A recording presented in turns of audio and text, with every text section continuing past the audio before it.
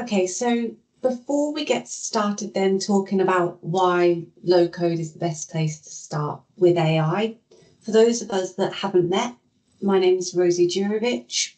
A little bit about me. I've been working with data and Python for about 5 years, and I actually started my journey in the kind of data and tech world right in the deep end, actually getting started with Python. So that was a very kind of steep learning curve into the industry. And I then started using Power BI and Power Platform, Dataverse, building custom solutions in data analyst roles to start with, and then worked as a consultant. And then at the end of last year, I had the fantastic opportunity to join a company called Brabner's, which are a top 100 law firm in the UK, as their head of AI. So that's been just absolutely fantastic so far, talking about AI with lots of different people all day, every day. And so that's a really fantastic opportunity, which I'm loving so far. So as I've been doing more work in data and AI strategies over the last 18 months, I wanted to share some of the thoughts that I've had around how we can facilitate AI adoption and break down some of the barriers that exist. So I want to kick off the session with a poll. You should be able to join the poll either by visiting menti.com using the code 43871497 or by scanning the QR code there. There are going to be a few polls in today's session. I always like to incorporate some interactivity into my session, so please do join in. So you should be able to just scan the QR code or just access the link, but please just come off of mute and let me know if you're having any issues. And then we should start to see some of the responses coming in. Looking good. I've just shared the link in the chat as well, Rosie. So people can perfect. Click on that. Thank you. Yes, I'll get rid of that QR code now then. So the question is, what's the most common AI misconception that you encounter from your users? Is it that it's too complicated for non-technical people? Is it that it can just magically solve any problem with a one-sentence prompt, which it seems to be that that's a common misconception that you're seeing? Is it that it's just a search engine with better answers, or that it's only useful for coding or technical things? So I can see that the majority of you are saying that it is that people are hoping it can just magically solve anything with like a one-sentence prompt. And I also see a lot of this. I also hear a lot of, oh, it's just a search engine. And I think that tools like kind of Perplexity and ChatGPT with the interface, they don't really help with that because they do look a little bit like a search engine. So it doesn't surprise me that some people will go on and just put in like a single sentence prompt, not get what they're looking for, and just give up, and then are left with the impression that AI is kind of useless, right? Which I'm sure most of the people on the call think differently to that. So it got me thinking about the gap between AI ambitions and then AI reality. And as we know, the tech kind of masters of the world are investing huge amounts of money in AI and are very bought into the fact that AI is the next technological revolution that's going to change the world. And actually, from when I was a consultant, speaking to clients, business leaders are also generally thinking that they are incorporating AI into their business strategies, and they are also convinced of the impact of the change that AI is going to have. But then we have this gap where the usage rates just don't seem to match that. And I think that there is a lot of fear-mongering about AI, and it can be quite easy for us technical folk to think that everybody is really clued up and is using it in their day-to-day work, but actually the statistics tell us that that just doesn't seem to be the case. So what can we do to resolve that and to kind of bridge those gaps. So rethinking AI adoption is really key, because traditional technology adoption approaches just aren't suitable and don't really work for AI. AI is a technology that we all use in different ways. So even people that are in the same roles, in the same teams, are going to use AI differently. So we need to create ways for our users to find the ways that they like to use AI and that it's kind of sticky for them. And one of the ways that we can do this is by encouraging our users to move beyond this use case mindset. So I hear a lot of, oh, can you just tell me how I can use it in my job? Or share examples, give me examples that I should be using AI. And to a certain extent, that is fine, but just focusing on sharing use cases encourages really specific applications, but it can limit the kind of creative and personal approach that's really needed for broad scale AI adoption, which is what our business leaders and tech leaders have planned for us. So low code is so much more than a technical approach when thinking about AI, and we should view it as this behavioural change enabler. And it's all about creating cultures and environments where exploration is really encouraged. Low code facilitates that experimentation because it makes iterative development possible in a low risk and lower cost way when compared with kind of traditional application or AI development. So there's a second slide. It should be the same, second poll, sorry, should be the same code, and you should already have access to it. So the question for this one, thanks Keith, is how do your users typically approach AI tools? Are they looking for specific use cases that they've been trained on? Are they experimenting with trial and error? Are they only really having a go with AI after they've seen somebody else demonstrate it? Or would you say your users are waiting for permission to try? So I'm actually seeing quite a lot of users that are waiting for permission to try and are quite nervous with the risks regarding AI. And I'm also seeing lots of users asking for specific use cases. What should I be using AI for? Even can you share specific prompts that I should use?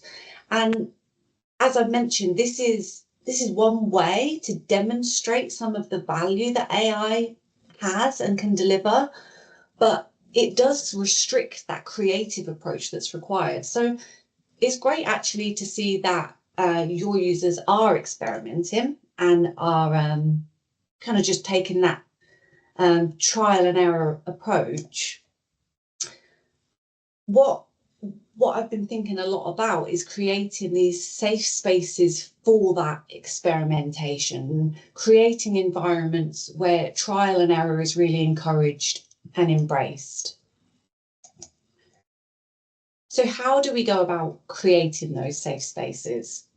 Well, we can do it with low-code platforms. So low-code platforms reduce the fear factor around getting AI wrong. Because the tooling is familiar and hopefully the governance models are familiar as well. So implementing proper governance and safeguards in Power Platform and Copilot Studio protect both the business and the users. And what I can see is that actually users and developers want the governance, and it really encourages the innovation. So everything that Claire talked about is just, I can't emphasize it enough with AI. These models, the robust governance models and processes that make both our users and developers feel secure, really empower them to experiment. But as Claire said, it's critical to focus on building guardrails rather than just putting in place unnecessary restrictions. And you should be able to explain what those governance processes are there for. So we want to encourage users to innovate, and we should be able to explain how the governance helps them to do that. So if you've got a user asking to build a solution using a predictive model tool, for example, then you should be able to explain exactly what the governance process is to do that. And then as part of creating these safe spaces for experimenting with AI, focus on outcomes rather than specific use cases. So what I hear a lot of, and again, Claire mentioned this, is I don't know if this is AI, but I've got this idea.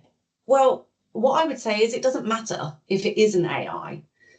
Let's focus on building intelligence, focus on building solutions that improve our ways of working, focus on making sure that the governance is enabling that innovation and is enabling that experimentation. And the AI experiments will come in time. As the user base and developers become more confident with exploring with different technologies and experimenting with AI, more and more AI will come into play. And then to encourage experimentation, promote those success stories back to the business. Focus on building a culture where those successful outcomes are celebrated and valued. And you'll need to create channels where your users can share those successes. Third and final poll. Same code, same link. And the question for this one is, what behaviour change is hardest for your users to adopt with AI? So are you struggling to encourage users to move from that zero-shot prompting approach where they're using like a single sentence prompt to ongoing conversations with AI? Are you struggling to get your users to provide enough context to get good results? Yeah, I see this all the time. Are users not being specific enough about their requirements? Or are they kind of giving up after a single prompt exactly and not validating and refining their outputs? So I see a lot of zero-shot prompting and prompting strategies that you can share with the business do help to evolve the thinking around this, and sharing some of those prompting strategies for the business to use I've found to be really successful, and providing enough context is absolutely crucial. It's very common to see prompts that are one or two sentences or maybe a few sentences. When I share the kind of length of the prompts that I'm using with AI, users are generally very, very surprised at the length of them and like, oh, well, you've basically done all of the work. I said, well, I'm not using AI to do the work that I would do. Rather, I'm using it as a tool to support me to get better results. So demonstrating the amount of context that's required to get those results is really, really important. And as part of that, we can think of it as kind of breaking this search bar mindset. Users do get stuck in this mindset because it's what they know. And as I say, I don't think the application layers are that helpful in breaking the mindset, because they often do look like a search engine. If you think of Perplexity or Copilot or ChatGPT, to a non-technical person, they do just look like a search bar. So you can understand why they would get in this sort of cycle of thinking. But encouraging users to think outside the box and demonstrating the art of the possible is really key. And this is where those channels for sharing those success stories becomes really important. So low-code development using tools like AI Builder, Empower Platform, and Copilot Studio really encourages that iterative development. And it is this iterative approach that we want our users to adopt when engaging with generative AI. the difference in quality of outputs when comparing zero-shot prompting or few-shot prompting versus context-rich conversational approaches with AI is night and day. And raising awareness of the difference in those quality of outputs is really important. So whilst sharing specific use cases only has kind of limited suitability for AI adoption strategies, sharing success stories can be really helpful. And low-code developers are the perfect people to showcase the power of that prompting, because we've been using natural language approaches to developing and delivering outcomes for years. So prompting comes very naturally to us. So we are the perfect people to be leading the way on that iterative approach. And sharing the success stories. And a really great and easy example that you can share with your users to encourage them to break that mindset is sharing the power of AI as a coach. Now, this is an example that is applicable to all users. Every user will have something that they can relate to. So you might start the conversation where you ask the AI to teach me how to think like a social media manager, for example, or give me a plan to learn how to master Excel. And this is something that every single user will have their own example, something that they can relate to. And it's a great way to just kick them off with that iterative approach to engaging with AI.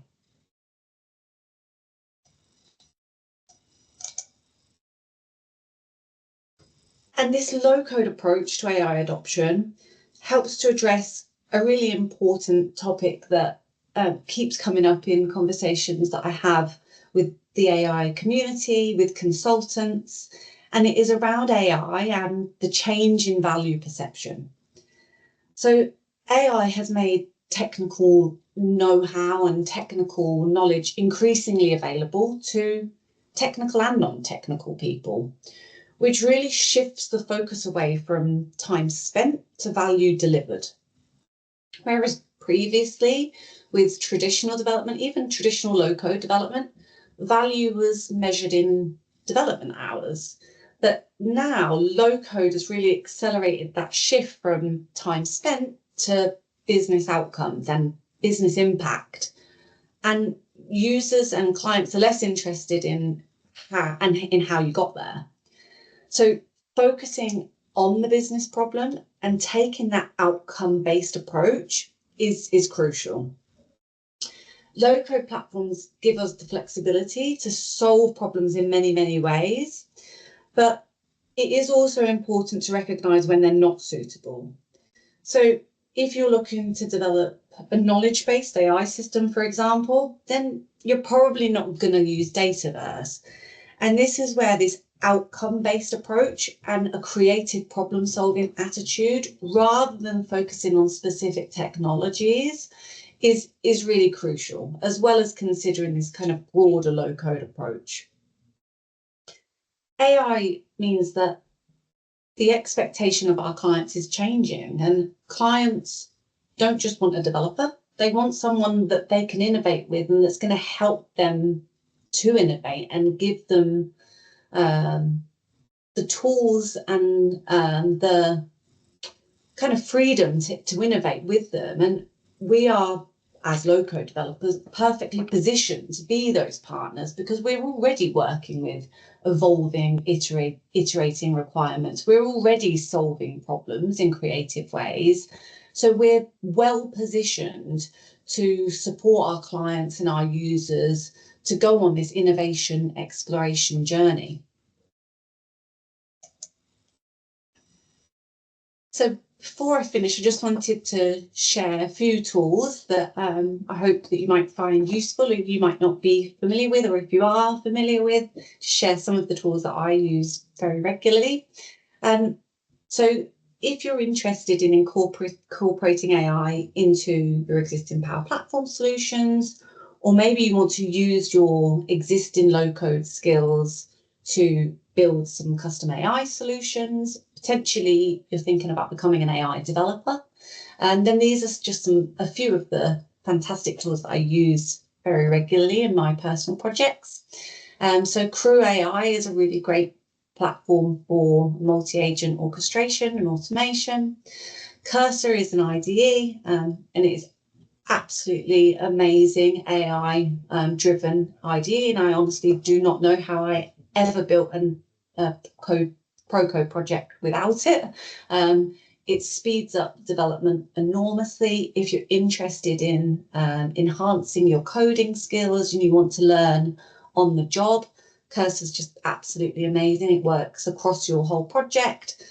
So really, really fantastic tool. If you're looking for just an LLM that you can use to create and generate high quality code, then I still think that the Claude 3.7 Sonnet model is the best one out there. DeepSeek, the model is pretty amazing, but there are some kind of ethical concerns around using DeepSeek, whereas the Claude 3.7 Sonnet model, I think, is still absolutely right at the top of my list. And Vercel for creating proof of concepts and prototypes, even Vercel for creating wireframes for you to then develop your applications from is just a really fantastic tool. So if you haven't had a play around with some of these tools already, then I recommend them. And to summarize, so why low code is the best place to start with AI? So I think that low code helps to reduce technical barriers for both users and developers. It encourages innovation by making custom options accessible. It is familiar for both our user base and for us as developers. And it presents a low risk option to exploring and experimenting AI without the costs associated with kind of pro code or full AI applications. And that's the end of my session. If you've got any questions, then I'd be delighted to answer them.